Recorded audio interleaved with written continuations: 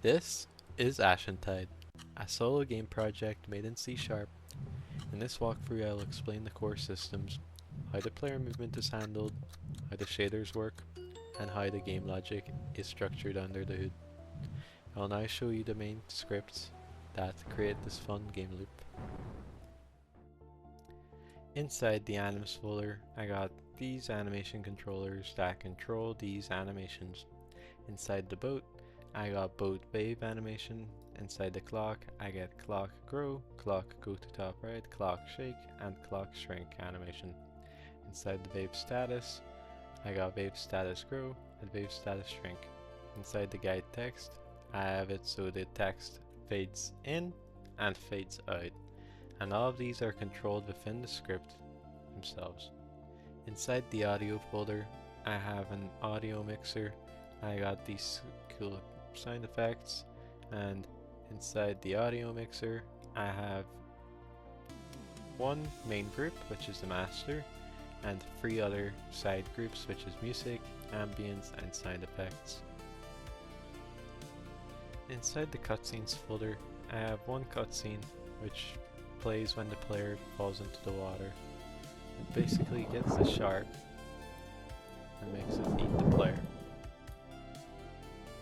Inside the materials folder I have a few materials that I created.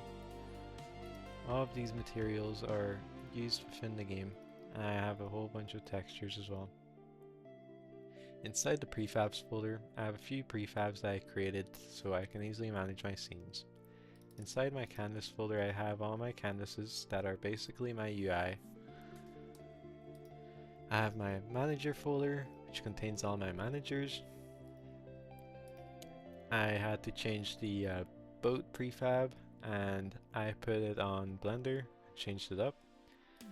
I have my normal boat prefab which basically contains all my enemy scripts, my rigid body, my cannon which contains all the cannon stuff, so the cannon controller, project, or drop rejection, switch mode, then my cannonball, my cutscene manager, my explosion, and my splash. For the resources folder, this is basically the .tween settings. Inside the scene I have 2 scenes, which is the main menu and level 1. Inside the scripts folder I have an audio folder that contains 3 scripts.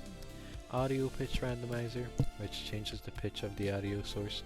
Button sound effects, which adds sound effects to the buttons on the UI. And switch sound, which changes the surface ambience and music audio inside the game for the underwater version. Inside the camera folder I have 2 scripts. Camera controller script, which is used inside the main menu to rotate the camera to the other menu. And the camera wave motion, which creates the illusion of the player being on the boat. The cannon folder contains 5 scripts. The cannonball script is on the cannonball that the player shoots out of the cannon. It is a projectile that will deal damage to the invading ships. The cannon controller, which lets the player control the cannon. The despawn explosion, which despawns the explosion particle effect after it's finished. The drop projection, which draws a line to make the aiming easier for the player. And the switch mode, which lets the player switch between the cannon controller and the first person player controller. Next is the enemy folder that contains 2 scripts. The enemy script, which controls the enemy AI, and the object spawner, which spawns in the enemies.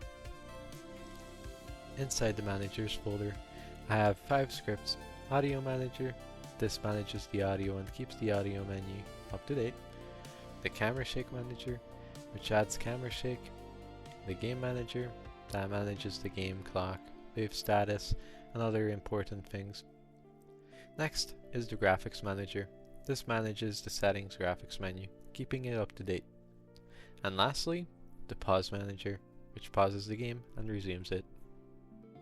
The next folder is the water folder. This contains 5 scripts. The death trigger script, which activates some UI elements when the player dies. The floater, which keeps the enemy boats afloat. the mat scroll, which makes the water material scroll, and the water manager and the wave manager, which makes the waves on the water surface.